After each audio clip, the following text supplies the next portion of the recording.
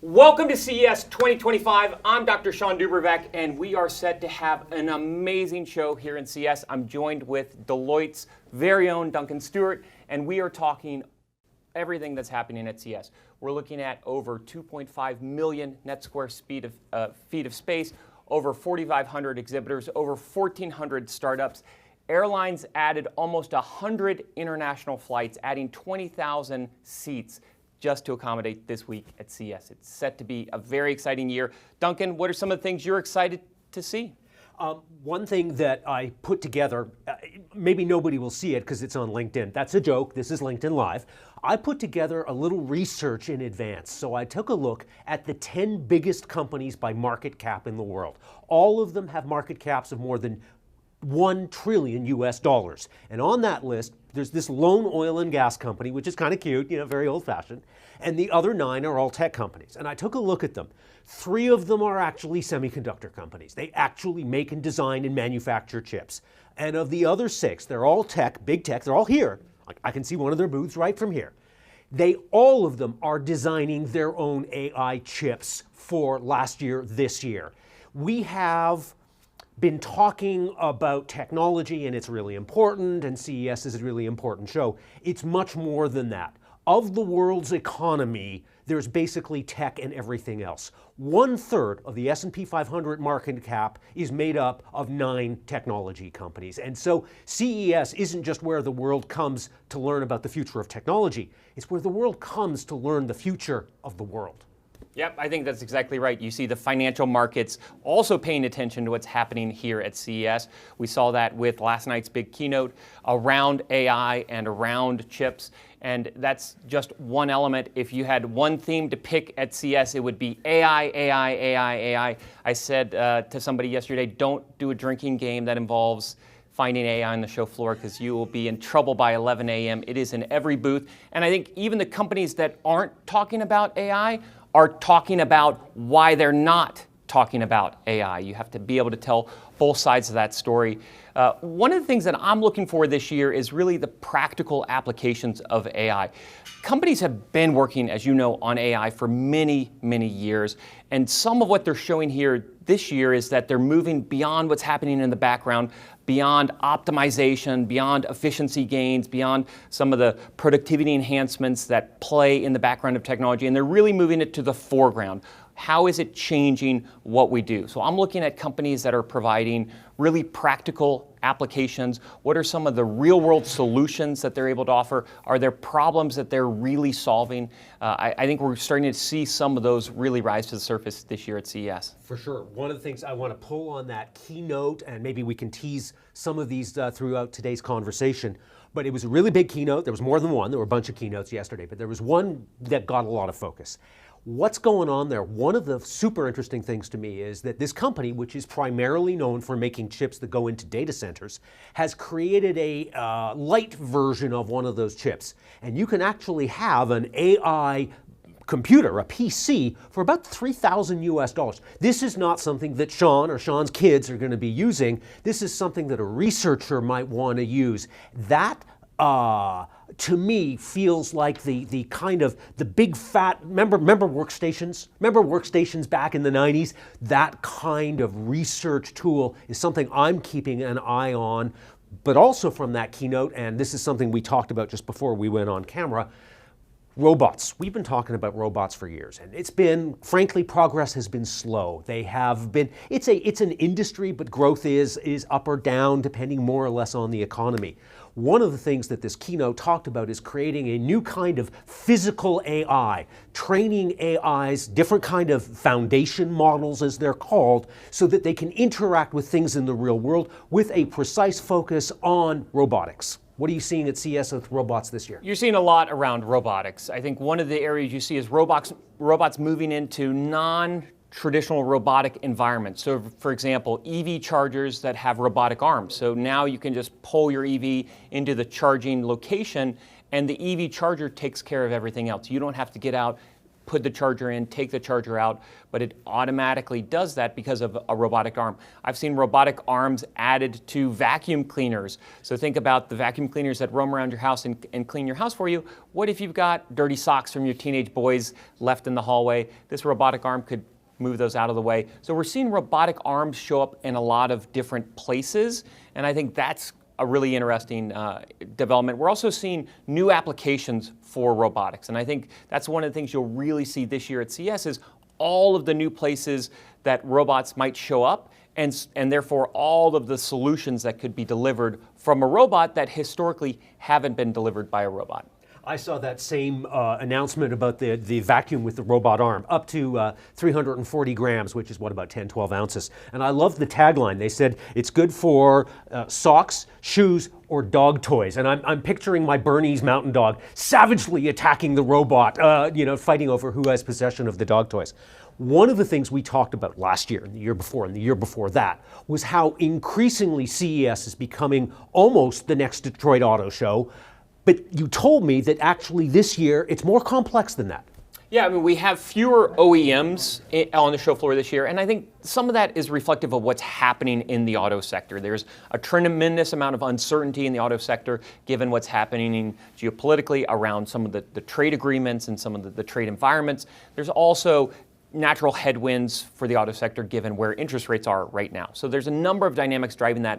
When I look at the show floor, I see a broadening of what's happening in the auto sector. You see a number of tier one suppliers showing up at CES, and they're really talking about the next iteration of mobility. It isn't just what's happening in the car, but it's also micromobility solutions, it's robotic solutions where historically we might have driven somewhere. Now we can have whatever we were going to pick up delivered to us through robots and other elements of that. Software-defined vehicles is pronounced, and I think you're really seeing software-defined everything play a bigger role here at CES. It isn't just what's happening at the hardware layer, but it's also all of the complexity that can be delivered on the software layer. As we look at vehicles become ever complex, it is going to require, I think, a much deeper supply chain working more closely together. And so that's some of what you see playing out here at CES is all of the tier one suppliers coming out and saying, here are the solutions we can deliver. Let's figure out how we work together. I see software being used, for example, to accelerate development times, also to increase the personalization and customization that happens within the cabin of the vehicle. Right. One of my titles is Managing Director of Global Semiconductor Research, and it's fascinating the correlation between, I'm writing the semiconductor outlook for 2025, literally in between, walking around the show floor here. We are seeing tremendous growth in AI chips. Yeah. But it is all of the semiconductor growth. Auto chip sales are actually negative year over year. That's part of what feeds into the story. What's positive is AI chips. We've talked about that already. What's interesting to me, so in our Deloitte 2025 TMT predictions, we talk about new computers, smartphones that will have AI chips. Up until now, AI has sat in the data center, not at the edge. My single takeaway, I haven't been on the show floor yet, that's after this chat. I'm going to go look at every single AI PC out there and see what are the specs, what are people doing, how are they using them. PC sales were down last year, they're going to be expected to be flat this year. Are we going to see consumers and businesses embrace AI PCs in the way that they've embraced other innovations in the past? Do you have any early sense of that? Well, I think one of the things that I see playing out in that AI space, so you see it moving beyond just the PC. You see it showing up, we were talking about cars, you see it certainly showing up in cars. One of the things that AI does is it makes predictions cheap and inexpensive. So anywhere that you want predictions to take place, you want recommendations, you want suggestions, those are all predictions that can be delivered via those AI environments. And that's something that I think I really see playing out in the automotive space. Obviously, some of that AI is delivering some of the automation that we see in some of these other spaces we've been talking about, like robotics. Sensing as an element of AI, using that sensing data to make those predictions, I think is a key element that we're going to see here this year at CES. You're certainly seeing that play out in the automotive sector, where we're sensing what's happening in the environment, and then we're creating a customized solution for that. So imagine that you have a vehicle and you want to have a teen mode, and you want to have certain parameters around how teens can drive that vehicle, how fast they can go. Certain states don't require teens, don't allow teens to have passengers, for example. So you now can sense that environment using cameras and other technologies to alert maybe a parent that's remote, not near the vehicle, that, hey, your teen isn't following the rules, and maybe they're also alerted with inside the cabin. So the flow of that information, I think, is key in where we see some of these environments going. But back to the PCs, I have my first data point. My wife Barbara was working on crafting a pitch for, as it happens, LinkedIn, and she was connected, but used AI to fine-tune her pitch. If she'd been on an airplane without connectivity, wouldn't it have been great if her computer had been able to do that kind of predicting that you're talking about on her? So I think at least one person, Barbara, is going to buy an AI PC this year. Yeah, and I think AI PCs broadly are going to show up in more places than just the desktop. While we tend to think about PCs showing up in just the desktop, I think there is a broadening of where we want this computing power to be. And increasingly, when we talk about computing power, we're talking about AI power. And we want that to be able to happen at the edge. And so you will see a big focus on that, not just computing power at the edge, but AI power at the edge. Let's throw a number at it. We're saying 50% of PCs this year that sell this year will have some AI chip inside them. What's unclear is how powerful those chips need to be, and also whether is it kind of like going to be 5G on your phone. Everybody gets a new phone, it happens to have 5G on it. You didn't buy it because it had 5G, it just happens to be 5G. Are people going to rush out and buy these AI devices? Time will tell. Well, I think the other thing to note is that social change always takes longer than technological change. And that's one of I think the key themes to remember when you're looking at CES. It's easy to look at some of the technology announcements and say, oh, we saw that last year.